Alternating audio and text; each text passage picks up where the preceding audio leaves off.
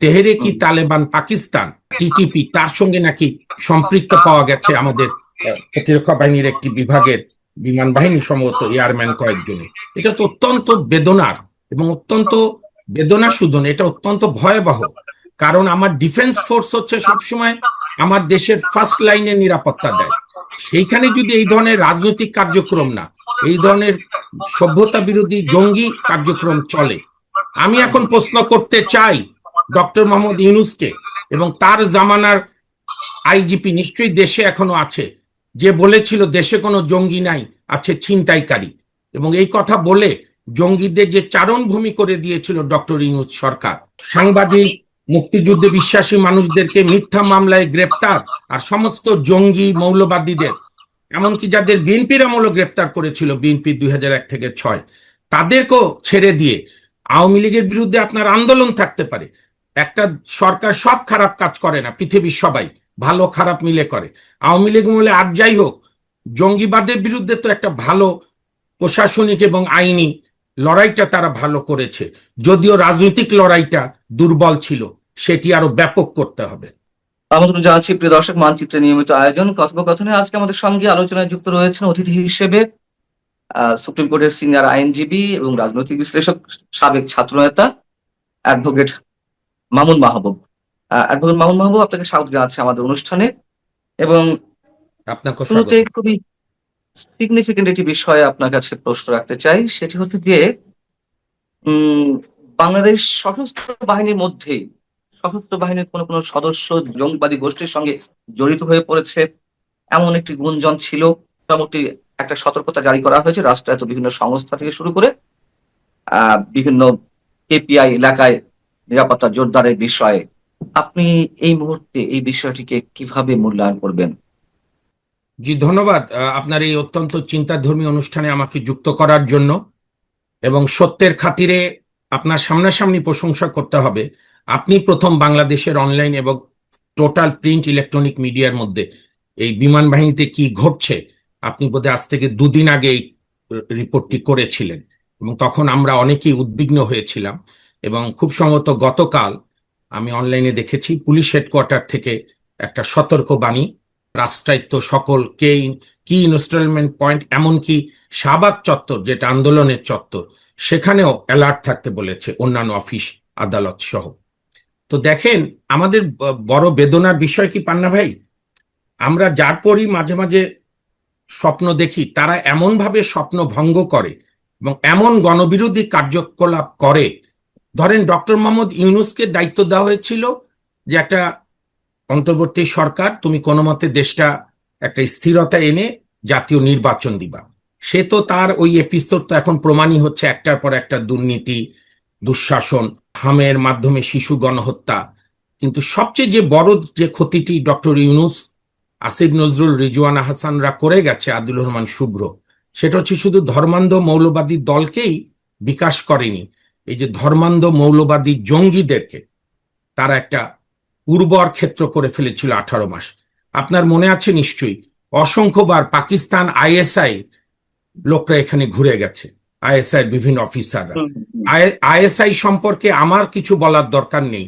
মৃত্যুর মাত্র 1 মাস আগে পাকিস্তানের সাবেক প্রধানমন্ত্রী বেনজির ভুট্টো একটা বই লিখেছিলেন, সেখানে তিনি বলেছিলেন যে পাকিস্তান পার্লামেন্ট, প্রধানমন্ত্রীর অফিস, জনগণ, সিভিল সোসাইটি সব একটা সোসাইটি, একটা দেশ, সাধারণ জনগণ।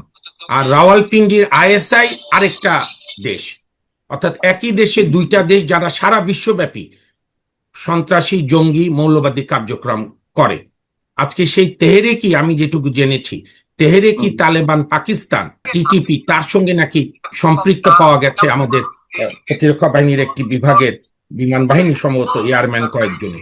এটা তো অত্যন্ত বেদনার এবং অত্যন্ত বেদনা শুধু না, এটা অত্যন্ত ভয়াবহ। কারণ আমার ডিফেন্স ফোর্স হচ্ছে সবসময় আমার দেশের ফার্স্ট লাইনে নিরাপত্তা দেয়। সেইখানে যদি এই ধরনের রাজনৈতিক কার্যক্রম না, এই ধরনের সভ্যতা বিরোধী জঙ্গি কার্যক্রম চলে, আমি এখন প্রশ্ন করতে চাই ডক্টর মোহাম্মদ ইউনূসকে এবং তার জামানার আইজিপি নিশ্চয়ই দেশে এখনো আছে, যে বলেছিল দেশে কোনো জঙ্গি নাই, আছে ছিনতাইকারী। এবং এই কথা বলে জঙ্গিদের যে চারণভূমি করে দিয়েছিল ডক্টর ইউনূস সরকার, সাংবাদিক, মুক্তিযুদ্ধে বিশ্বাসী মানুষদেরকে মিথ্যা মামলায় গ্রেপ্তার, আর সমস্ত জঙ্গি মৌলবাদীদের, এমনকি যাদের বিএনপির আমলও গ্রেপ্তার করেছিল, বিএনপি 2001 থেকে 6, তাদেরকেও ছেড়ে দিয়ে আওয়ামী লীগের বিরুদ্ধে আপনার আন্দোলন থাকতে পারে। একটা সরকার সব খারাপ কাজ করে না, পৃথিবীর সবাই ভালো খারাপ মিলে করে। আওয়ামী লীগ বলে আর যাই হোক, জঙ্গিবাদের বিরুদ্ধে তো একটা ভালো প্রশাসনিক এবং আইনি লড়াইটা তারা ভালো করেছে, যদিও রাজনৈতিক লড়াইটা দুর্বল ছিল, সেটি আরো ব্যাপক করতে হবে। আপনি যেসব বিষয় বলছিলেন ডক্টর ইউনূস সরকারের সময় যা যা হয়েছে, এবং আমরা তো দেখেছি যে ডক্টর ইউনূস সরকারের সময় জঙ্গিবাদের চাষ হয়েছে রীতিমতন। আইসিসি এর পতাকা, কালো পতাকা বিভিন্ন মিছিলে আমরা দেখেছি, কোনো ব্যবস্থা নেওয়া হয়নি, এবং আপনি যেটা বলছেন যে সবসময় অস্বীকার করা হয়েছে। এ বিষয়ে আমরা আরো কথা বলবো, কিন্তু মাঝ থেকে আমি একটা প্রশ্ন করি, সেটা হচ্ছে যে এই অবাধ তথ্য প্রবাহের যুগে সশস্ত্র বাহিনীর মধ্যেও অবশ্যই দেশের স্বার্থে সবকিছু ঘটছে, তাই না? যদি কেউ জঙ্গিবাদ কার্যক্রমে জড়িত থাকে, তাদেরকে নজরদারিতে নেওয়া বা তাদেরকে হেফাজতে রাখা বা আটক করা, যেভাবেই বলি না কেন আমরা, এই বিষয়গুলো আমরা গত 2-3 দিন আগ পর্যন্ত জানতে পারিনি। এবং আপনি নিজেই বললেন যে বাংলাদেশের মধ্যে ফার্স্ট আমি এটি নোটিশ করেছিলাম, যদি এ ধরনের কিছু হয়ে থাকে তাহলে অবশ্যই এটি তাদের প্রেস ব্রিফিং করা উচিত, জনগণকে জানতে দেওয়া উচিত, নচেত নানান ধরনের গুজবের ডালপালা ছড়াবে। এবং মানুষ একটা টেনশনের মধ্যেও ছিল, ফিসফিসানি চলছিল যে বিমান বাহিনীতে কি ঘটছে। তো সেই জায়গা থেকে পুলিশ নিশ্চয়ই আমাদের সরকারের ঊর্ধ্বতন কর্তৃপক্ষের নির্দেশেই একটি নোটিশ জারি করেছে বা বিজ্ঞপ্তি দিয়েছে। আমার প্রশ্ন হচ্ছে যে এই অবাধ তথ্য প্রবাহের যুগে এখানে যাই ঘটুক না কেন, আমরা দেখি যে সরকারের ভিতর থেকেও এক ধরনের টেন্ডেন্সি থাকে অনেক কিছু গোপন করার। আপনি কি সবকিছু ওপেন করে দেওয়ার পক্ষে, সবকিছু জনগণের সামনে উপস্থিত করার পক্ষে, নাকি এই কদিন যেমন একটা লুকোচুরি ছিল সেটি ঠিক ছিল? আপনার কি মনে হয়? জি, ধন্যবাদ। আমি ওপেন করার পক্ষে, কারণ elephant is in the room, এটাকে অস্বীকার করে লাভ নেই। না, আমি বলছি না কাকে গ্রেপ্তার করেছে, কোন অফিসারের নাম কি, ওই অফিসারের সঙ্গে পাকিস্তানিদের কার কার জঙ্গি কানেকশন আছে, এগুলো আমাদের জানার বিষয় না। এগুলো আমাদের সেনাবাহিনী এবং আমাদের আইন শৃঙ্খলা রক্ষাকারী বাহিনীর উপর আমাদের আস্থা আছে, ওনারা এগুলো করুক।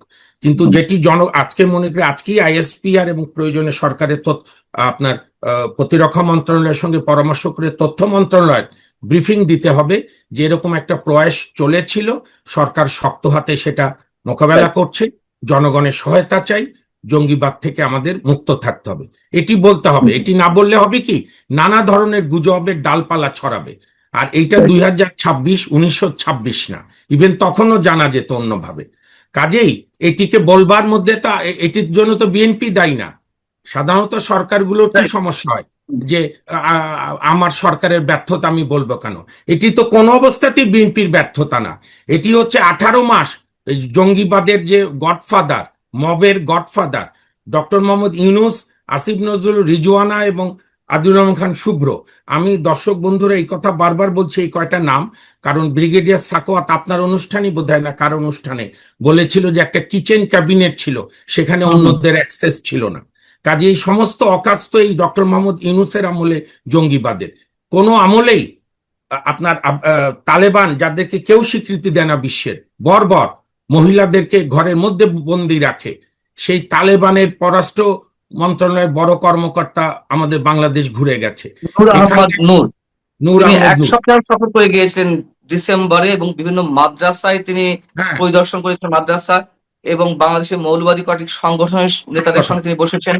হেফাজতে ইসলামের মামুনুল হক তিনি সহ আরো বেশ কয়েকজনের সঙ্গে তিনি বৈঠক করেছেন। আমরা জানি না এগুলো খুবই স্পর্শকাতর কোনো বৈঠক নাকি গতানুগতিক রাজনৈতিক বৈঠক, কিন্তু প্রশ্ন হচ্ছে আফগানিস্তানের এই যে মানে সর্বোচ্চ পর্যায়ের একজন নীতি মানে শীর্ষ কর্মকর্তা বা পররাষ্ট্র মন্ত্রণালয়ের একজন শীর্ষ কর্মকর্তা, তিনি এসে ঘুরে গেলেন, বাংলাদেশ সরকারের কাছে কোনো তথ্য ছিল না, তার জন্য কোনো ধরনের প্রোটোকলের ব্যবস্থা ছিল না। তাহলে কি মানে ইনফরমালি এসে তিনি বিশেষ কোনো কাজে আসছিলেন কিনা, এই প্রশ্ন তখন উঠেছিল। এই জায়গাগুলো আসলে কিভাবে এখন আমরা অ্যাড্রেস করবো? এই সরকারের দায়িত্ব কি রয়েছে? জি, আপনি যেটা বলেছেন এইটা কতবারও আমাদের জাতীয় নিরাপত্তার জন্য হুমকি হয়েছে। কারণ তালেবান তো কোনো সভ্য রেজিম না, তালেবানকে ইভেন অন্য মুসলিম দেশগুলো স্বীকৃতি এখনো দেয় না, তারা যায় না কোথাও। আমাদের এই যে আপনার খেলাফত মজলিসের একাংশের মামনুল হক 5-6 দিন আফগানিস্তানে গিয়ে বেরিয়ে আসলো, কি আলাপ করলো জাতিকে জানাক? হুম, হুম, হুম, হুম। আমরা বাংলাদেশ সাংবিধানিক শাসন ব্যবস্থা, আমাদের এখানে আইনের শাসন সভ্যতা। কাজে আমি বিএনপি সরকারের কাছে অনুরোধ করব, দেখুন আপনাদের ক্ষমতায় জনগণের ভোটে যাই বলুক সবাই, বিতর্ক তো থাকবেই।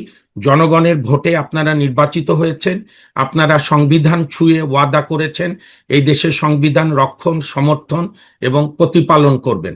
কাজে এই সিকিউরিটি ব্যবস্থা শুধু না, ব্রিফিং শুধু না, আপনি দেখেন পান্না ভাই, আপনি একজন অভিজ্ঞ সাংবাদিক, আপনি বলুন তো এর আগে ইভেন যে এত 111 করে, ফখরুদ্দিন সরকারের, ফখরুদ্দিনের বিরুদ্ধে কোনো পার্সোনাল অভিযোগ কারো ছিল? বিএনপিরও ছিল না, অন্যদের তো প্রশ্নই ওঠে না।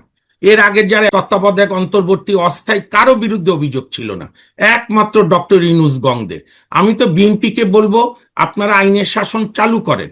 ডক্টর মোহাম্মদ ইউনূসের এই ইস্যু সহ, হামের ইস্যু সহ, দুর্নীতি, মৌলবাদী রাজনীতির বিস্তার, কারণ বিএনপিকে মনে রাখতে হবে, বিএনপি প্রথমের দিকে 2002-03 সালে যখন তারা ক্ষমতায়, তখন বাংলা ভাইদের ব্যাপারে তাদের জোট সঙ্গী মন্ত্রী ছিল রাজাকার মুজাহিদ, আলী হাসান মুজাহিদ, বলেছিল হুম। বাংলা ভাই মিডিয়ার সৃষ্টি। কিন্তু পরে দেখা গেল বাংলা ভাই, মতিউর রহমান নিজামী বলেছিলেন।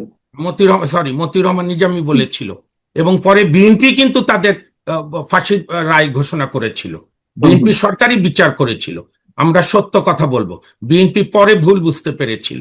কাজে এইবারও বিএনপি এই জঙ্গিবাদ, উগ্র মৌলবাদী, রাষ্ট্রবিরোধী শক্তির বিরুদ্ধে তদন্ত করুক, যে কোনো রাজনৈতিক নেতৃবৃন্দকেও আলোচনায় আনুক। কারণ মৌলবাদ, জঙ্গিবাদ দেশের শত্রু শুধু না, সভ্যতার শত্রু, মানবতার শত্রু।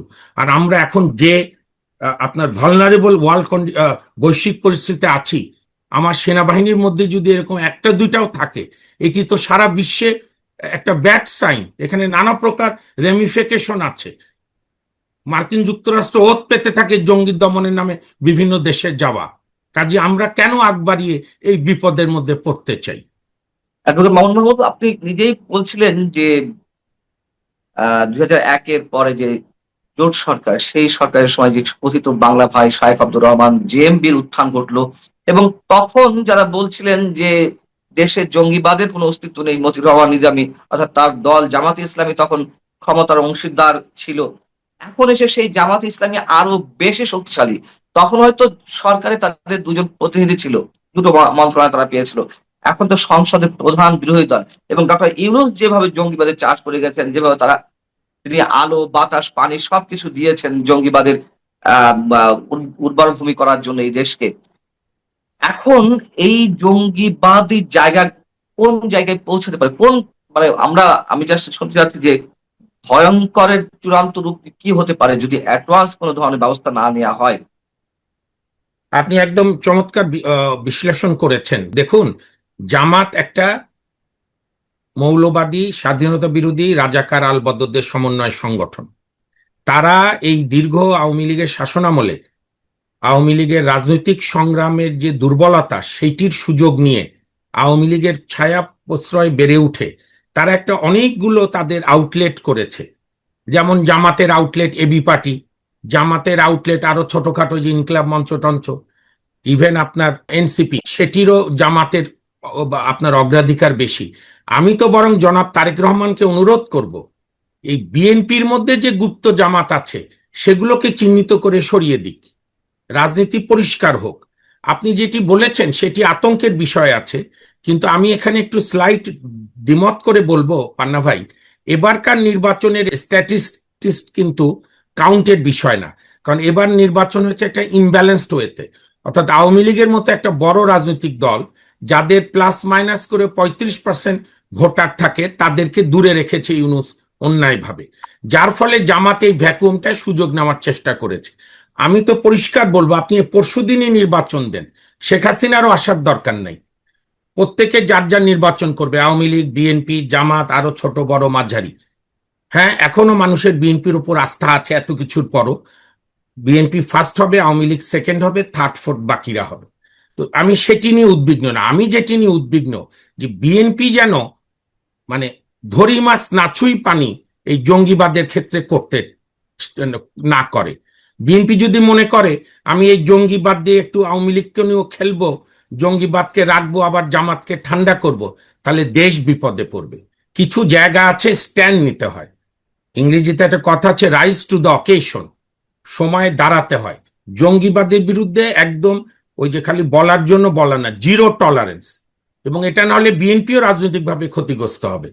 এবং আমি তো মনে করি বিএনপির এখন উচিত হবে, এই যে নানাভাবে জঙ্গিবাদের আশ্রয় প্রশ্রয় বাড়ছে, জঙ্গিবাদকে চারণভূমি করে গিয়েছিল ডক্টর ইউনূস, এখন সময় যারা বাংলাদেশে বিশ্বাস করে, গণতন্ত্রে বিশ্বাস করে, সকল শক্তির রাজনীতি করবার সুযোগ দেওয়া। এবং এক্ষেত্রে আমি একদম পরিষ্কার করে বলি, এসপেক্ট টু এসপেক্ট, আমি কোনো দল করি না, বাংলাদেশে বিশ্বাসী। আওয়ামী লীগের অসংখ্য ভুল আছে, অনেক পাপও আছে তাদের, বিশেষ করে লাস্ট 10 বছরে, কিন্তু সেটির বিচারক আইনের মাধ্যমে। কিন্তু আওয়ামী লীগের মতো একটি বড় দলকে রাজনৈতিকভাবে আপনি মোকাবেলা না করে এই নিষিদ্ধ করে রেখে আপনি দেশে গণতন্ত্রের বিকাশ করতে পারবেন না। বিএনপি যত তাড়াতাড়ি এটা বুঝবে, তত দেশের মঙ্গল, গণতন্ত্রের মঙ্গল, তার চেয়েও আমি চ্যালেঞ্জ দিয়ে বলছি বিএনপির জন্য মঙ্গল। বিএনপি আওয়ামী লীগ বিরোধিতা সরকারি দল থাকলে দেশে আর যাই হোক মৌলবাদের বিকাশ ঘটবে না। এবং এই মৌলবাদকে পুঁজি করেই ডিপ স্টেটের একটি খেলা ছিল। আমরা ইয়েস, ইয়েস। শেখ হাসিনা সরকারের পরিবর্তন অবশ্যই দরকার ছিল। নির্বাচনবিহীন অবস্থায় যেভাবে বছরের পর বছর ক্ষমতায় ছিল, নিশ্চয়ই এটি কোনো সুবুদ্ধি সম্পন্ন মানুষ মানছিলেন না। কিন্তু তাই বলে এই না যে এই প্লটটি না, না, নির্মাণ করে একটি আন্দোলনের তৈরি করা হলো, অভ্যুত্থানের সৃষ্টি করা হলো, সেভাবে আমরা আওয়ামী লীগ সরকারের পতনটি চাইনি। এটি যেমন আমরা বাস্তবতা। চেয়েছিলাম এবং সেই ভোটের জায়গা অধিকার প্রতিষ্ঠার জন্য। রাইট, সেই জায়গা থেকে আমার প্রশ্ন যে যেই মৌলবাদী শক্তিকে পুঁজি করে ডিপ স্টেটের একটি খেলা বা ছক বাস্তবায়নের মাধ্যমে অভ্যুত্থানের সূত্রপাত করা হলো, সেই ডিপ স্টেটের খেলা এখনো চলছে এই মৌলবাদী শক্তিকে কেন্দ্র করে কিংবা জঙ্গিবাদী গোষ্ঠীকে প্রশ্রয় দিয়ে আশ্রয় দিয়ে। আপনার কি মনে হয় যে সেই খেলা এখনো চলছে কিনা? হ্যাঁ, এখনো চলছে। আর আপনি ডিপ স্টেট বা যাই বলি, মেইন তো মার্কিন সাম্রাজ্যবাদ। আপনার মনে থাকবে 1979 সালে যখন সোভিয়েত ইউনিয়ন ওই বারবাক কারমাল আফগানিস্তানের সরকারের অনুরোধে গেল এই জঙ্গিদের হাত থেকে আফগানিস্তানের মতো তখনকার উদার সমাজতান্ত্রিক রাষ্ট্র বাঁচানোর জন্য, তখন কিন্তু মার্কিন যুক্তরাষ্ট্র এই যে আজকের তালেবান, তাদের পূর্বসূরি মুজাহিদ বাহিনী যেটা ছিল, গুলবুদ্দিন হেকমতিয়া সহ যে নেতারা ছিল, আরো যা যা তালেবানদের, তাদেরকে মার্কিন যুক্তরাষ্ট্র শুধু প্রশ্রয় দেয়নি। আপনাকে আমি একটা ছোট্ট ঘটনা বলি। এই আফগান গেরিলারা, জঙ্গিরা, তাদের 10-12 জন নেতাকে রোনাল্ড রিগান 82 সালে হোয়াইট হাউসে ওদের একটা ব্রেকফাস্ট পার্টি হয়, সেইখানে দাওয়াত দিয়ে, কত বড় বর্বর ছিল রোনাল্ড রিগান, সে বলেছিল these are the Jefferson, these are the these are the Abraham Lincoln of new world order. অর্থাৎ মৌলবাদী জঙ্গি আপনার হেকমতিয়ার, গুলমতিয়ার, এদেরকে মার্কিন যুক্তরাষ্ট্র বলেছিল এরা হচ্ছে এখনকার যুগের জেফারসন, সেই মার্কিন যুক্তরাষ্ট্রের গুণী প্রেসিডেন্ট। এবং সেই মার্কিন যুক্তরাষ্ট্র এই ডিপ স্টেটের মাধ্যমে জঙ্গি তৈরি করে, মুজাহিদ তৈরি করে আফগানিস্তানের পতন ঘটিয়ে, পরে আর নিজেরা ঠিক থাকতে পারেনি, তখন আবার জঙ্গি দমনের নামে আফগানিস্তানে প্রবেশ করে, জঙ্গি দমনের নামে ইরাকে প্রবেশ করে, ইরানে প্রবেশ করে। কাজে আমাদেরকে অত্যন্ত সতর্ক থাকতে হবে, ডিপ স্টেটের খেলার কিরণক যেন আমরা না হই। শোনেন, আমরা যদি গণতান্ত্রিকভাবে থাকি, আমরা যদি সকল মানুষের গণতান্ত্রিক অধিকার বজায় রাখি, আমরা যদি কোনো ভ্যাকুয়াম না রাখি, যে যা রাজনীতি করবে, তো ডিপ স্টেট তো 1971ও ছিল, তারা পারেনি। আমাদের মুক্তিযুদ্ধ, সোভিয়েত ইউনিয়ন ভারতের কাছে পরাজিত হয়েছিল আমাদের মুক্তিযুদ্ধের কাছে, বঙ্গবন্ধুর নেতৃত্বে, তাজউদ্দিনের নেতৃত্বে। কাজী ডিপ স্টেট থাকবে, এটা কোনো অজুহাত না। অজুহাত হচ্ছে আপনি রাষ্ট্র ঠিক মতো চালাচ্ছেন কিনা। আপনি সাদাকে সাদা বলবেন, কালোকে কালো বলবেন। কালচার অফ ডিনায়াল থেকে বেরিয়ে আসতে হবে। চক্রান্ত হচ্ছে, ষড়যন্ত্র হচ্ছে, ঠিক আছে, সেটাকে মোকাবেলা করে জাতিকে জানাতে হবে, জনগণকে আপনার সঙ্গে সম্পৃক্ত করতে হবে, জনবিচ্ছিন্ন হওয়া যাবে না। আরেকটা বিষয় আপনার দৃষ্টি আকর্ষণ করে শেষ করবো আমাদের আলোচনাটি। সেটা হচ্ছে যে আপনি বললেন যে যার যার স্পেস তাকে তাকে দিতে হবে, ভ্যাকুয়াম দেখা যাবে না, এবং এটাই চরম বাস্তবতা, এটি সায়েন্সেরও কথা। কিন্তু আমরা দেখলাম যে আমাদের রাজনৈতিক সুবিধার জায়গা থেকে আমরা 71-এ পরাজিত শক্তির সাথে ঐক্য করলাম ফ্যাসিবাদকে নির্মূলের নামে। অর্থাৎ ডক্টর ইউনূস ওই মানে ঐকতানের সুর বাজিয়েছিলেন ফ্যাসিবাদ বিরোধী ঐক্য করতে হবে, কিন্তু ফ্যাসিবাদ বিরোধী ঐক্য যদি হয়ে থাকে সেটি হলো হচ্ছে স্বাধীনতা বিরোধী যুদ্ধাপরাধীদের সাথে ঐক্য করে। এটি মানে এটি কতটা বাস্তবসম্মত যে আমরা ফ্যাসিবাদের সাথে ঐক্য করবো না, কিন্তু যুদ্ধাপরাধীদের সঙ্গে ঐক্য করবো? এটাও একটা মিসনরমার, এবং এটাও ইউনুসরা ইচ্ছা করেই করেছে। ইউনুস তো আর গণতান্ত্রিক না। দেখেন, ফ্যাসিবাদের যে সংজ্ঞা আমেরিকায় ফ্যাসিবাদ বিরোধী মিউজিয়ামে আছে, বামপন্থী বুদ্ধিজীবী দ্বিমত্রব ফ্যাসিবাদের যে সংজ্ঞা দিয়েছে, যে সিমটম দিয়েছে, তার মধ্যে বর্তমান জামাত এবং ইসলামী ছাত্র শিবির সবচেয়ে আইডিয়াল দল ফ্যাসিবাদের। তারাই রিয়েল ফ্যাসিবাদী দল। এবং শিবির যেখানে যেখানে বিশ্ববিদ্যালয় একক কর্তৃত্বে নিয়েছে, আপনি সেখানে খোঁজ নিন, 80-র দশকে 90-এর দশকে সেখানে বিরুদ্ধ কোনো ছাত্র সংগঠনকে তারা কাজ করতে দেয়নি। মারা তো অনেক মারা তো বটেই, হাত পায়ে রক কেটে দিয়েছে অসংখ্য অসংখ্য। আমি দেখলাম সেদিন, কালকে মিয়া গোলাম পারোয়ার বলেছে, আপনি সুপ্রিম কোর্টে মিয়া গোলাম পারোয়ার আসুক, আমাদের কয়েকজন আইনজীবী আছে যারা রাজশাহী বিশ্ববিদ্যালয়ে পড়ার সময় শিবিরের হাতে তাদের পায়ের রক কাটা এখনো খুঁড়িয়ে খুঁড়িয়ে হাঁটে। তো সুতরাং আহ, হতে পারে, আমি একটা বলি পান্না ভাই, গণ আন্দোলনের কিছু চরিত্র থাকে, আপনার নিশ্চয়ই মনে আছে 90-এর গণঅভ্যুত্থানে শেখ হাসিনার নেতৃত্বে 8 দল, বেগম খালেদা জিয়ার নেতৃত্বে 7 দল, রাশেদ খান মেনন ভাইয়ের নেতৃত্বে 5 দল। তারাই, হ্যাঁ তারাই, এবং সঙ্গে সর্বদলীয় ছাত্র ঐক্য, জাতীয়তাবাদী ছাত্র দল, মুজিববাদী ছাত্রলীগ, জাসদ ছাত্রলীগ, ছাত্র ইউনিয়ন, মৈত্রী ইত্যাদি। তো সেইখানে কিন্তু পিছে পিছে জামাত হেঁটেছে, কিন্তু আন্দোলন হয়েছে তিন জোটের নেতৃত্বে। তো সেরকম একটা গণঅভ্যুত্থানে সব শক্তি থাকতে পারে, আমি এটাকে দোষ বা গুণ বলছি না, কিন্তু সেই শক্তিকে লালন করা, সেই শক্তিকে চারণভূমি করে দেওয়া, এই যে অপরাধ ডক্টর ইউনূস করেছে এই ভূখণ্ডে, ইয়াহিয়া খানের পর আর মৌলবাদীদের এই চারণভূমি উপহার দিয়েছে এই যুগের ইয়াহিয়া খান, ইউনূস খান। কাজে ইউনূস আমি খানের বিচার করা এখন আমি জরুরি। আমি এটাই শুনতে চাচ্ছিলাম।